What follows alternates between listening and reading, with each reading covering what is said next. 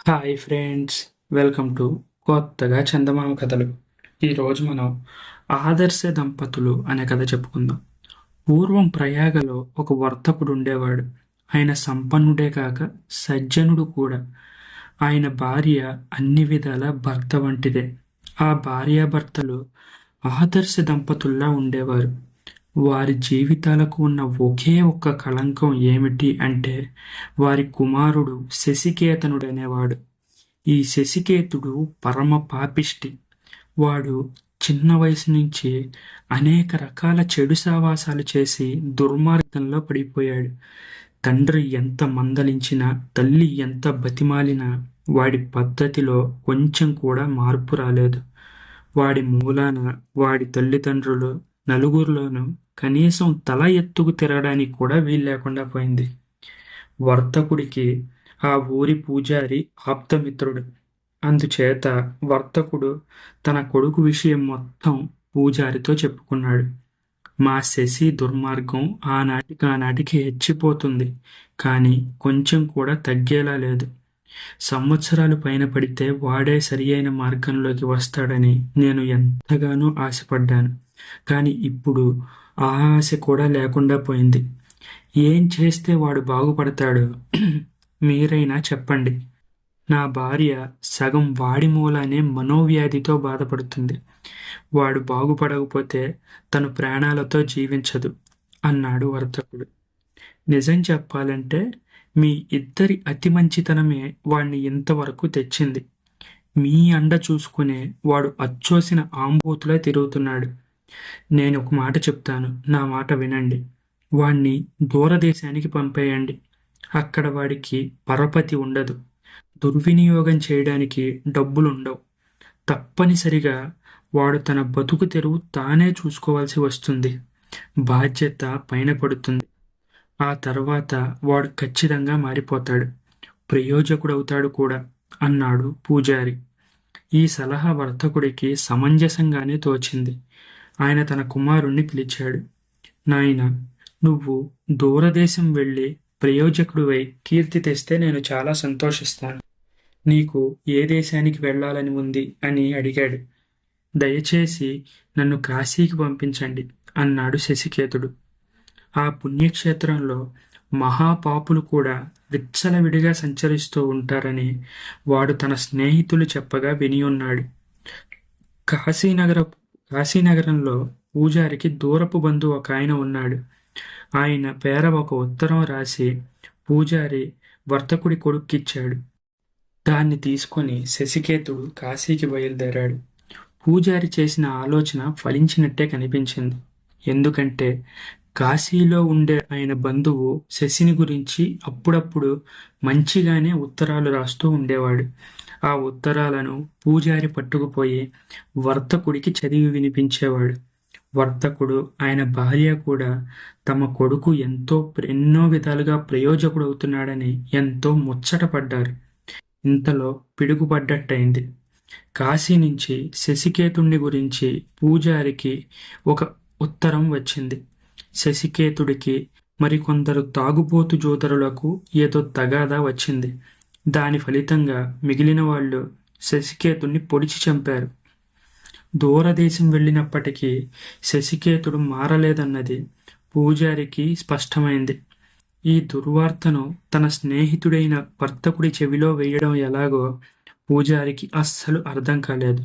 కానీ అసలు నిజం దాచి లాభం లేదని గ్రహించాడు. వర్తకుడి భార్య అసలే రోగిష్టి మనిషి. ఒంటరిగా పిలిచి వర్తకుడితోనే ఈ మాట చెప్పడానికి నిర్ణయించాడు పూజారి. తన కొడుకు దుర్మరణం గురించి విని వర్తకుడు దిమ్మెరపోయాడు. కానీ ఆయన కన్నీరు కాచి ఏడవలేదు. ఇటువంటిదేదో జరుగుతుందని నేను చాలా కాలంగా అనుకుంటూనే ఉన్నాను. ఆఖరికి నేను భయపడ్డదంతా జరిగింది. దూరదేశం పంపితే వాడు మారతాడనుకున్నాం, కానీ వాడు మారలేదు. అసలు వాడు మారే రకం కూడా కాదు అన్నాడాయన ఎంతో విచారంగా. తర్వాత ఆయన పూజారి కేసి చూసి, బాబు, మీరు ఈ సంగతి నా భార్యకు మట్టుకు తెలియనివ్వకండి. అసలే దాని ఆరోగ్యం ఏమీ బాలేదు. ఈ మాట వింటే అది గుండె పగిలి చచ్చిపోతుంది. అది ఇంకా ఎంతో కాలం బతకదు. తన కొడుకు దూరదేశంలో ఉన్న సుఖంగా ఉన్నాడు అని అనుకుంటూ చావనివ్వండి. మీరు ఎప్పటిలాగే మీ బంధువు రాసినట్టుగా ఉత్తరాలు తెచ్చి తనకి నాకు ఇద్దరికీ చదివి వినిపిస్తూ ఉండండి అన్నాడు. అయ్యా, నేను అలాగే చేస్తాను, మీరేమీ విచారించకండి. ఆ ఇల్లాలికి ఏమాత్రం బాధ కలగకుండా నేను చూస్తాను అన్నాడు పూజారి. ఆయన నెలకొకసారి ఉత్తరం సృష్టించి వర్తకుడి ఇంటికి వెళ్ళేవాడు. ఏమండోయ్, కాశీ నుంచి ఇంకో ఉత్తరం వచ్చింది. మీ వాడు సుఖంగా ఉన్నానని మీతో మరీ మరీ చెప్పమన్నాడుట. అన్నట్టు మీ వాడికి త్వరలోనే రాజుగారి దగ్గర కొలువు అవుతుందని మా బంధువు గట్టిగా అంటున్నాడు అనేవాడు. ఇంకోసారి వచ్చే వైశాఖ పాడ్యమి నాడు మీ వాడు కొలువులో ప్రవేశిస్తున్నాడండోయ్ అని అన్నాడు. మరొకసారి మీ వాడికి రాజుగారు గొప్ప బహుమతి ఇచ్చారట. వాడి పెళ్లి విషయం కూడా తానే స్వయంగా చూస్తానని అంటున్నారట అని చెప్పేవాడు. వేరొకసారి మీ వాడికి మీ ఇద్దరిని చూడాలని ఎంతగానో ఉందట. సెలవు దొరకడమే వ్యవధిగా తిరిగి వచ్చేస్తానంటున్నాడు అనేవాడు. పూజారి వచ్చినప్పుడల్లా వర్తకుడు, ఆయన భార్య ఎంతో ఆనందంగా స్వాగతం చెప్పేవారు. ఆయన చెప్పే విషయాలను అతి శ్రద్ధగా వినేవారు. వర్తకుడి భార్య బాధతో మంచం పట్టి ఉన్నప్పటికీ పూజారిని చూడగానే తన ముఖంలో బాధ ఏమాత్రం తెలియనివ్వకుండా ఎంతో ఆనందాన్ని కనబరిచేది. అయ్యో, ఇంత మంచి ఇల్లాలిని నేను మోసం చేస్తున్నాను కదా అని పూజారి లోపల చాలా నొచ్చుకునేవాడు. కానీ తాను తెచ్చిన అబద్ధపు వార్తలు విని ఆవిడ పొందే ఆనందం చూడగానే నేను చేసేది మంచి పనే, ఈ ఇల్లాలు ఆనందం పొందడం కంటే నాకు కావాల్సిందేముంది అని అతనికి అనిపించేది. ఈ విధంగా 4 ఏళ్లు గడిచాయి. వర్తకుడి భార్య జబ్బు క్రమంగా ముదురుతూ వచ్చింది. ఆవిడ క్షయతో పూర్తిగా మంచం పట్టిపోయింది. ఆమె ఇంకా ఎంతో కాలం బ్రతకదని వైద్యులు నిర్ధారించి చెప్పేశారు. ఒకనాడు పూజారికి వార్త వచ్చింది. వర్తకుడి భార్య అప్పుడో ఇప్పుడో ఇంకాసేపటికో అన్నట్టున్నదని చెప్పారు. పూజారి వెంటనే బయలుదేరి వెళ్ళాడు. వర్తకుడు ఇంట్లో లేడు. నేను పోతున్నాను బాబు, ఆ ముసలైన భారం మీదే అన్నది వర్తకుడి భార్య పూజారిని చూడగానే. అదేంటమ్మా అలా అధైర్యపడుతున్నారు? మీ వాడు బయలుదేరి వస్తున్నాడట. ఇప్పుడే నాకు వార్త వచ్చింది.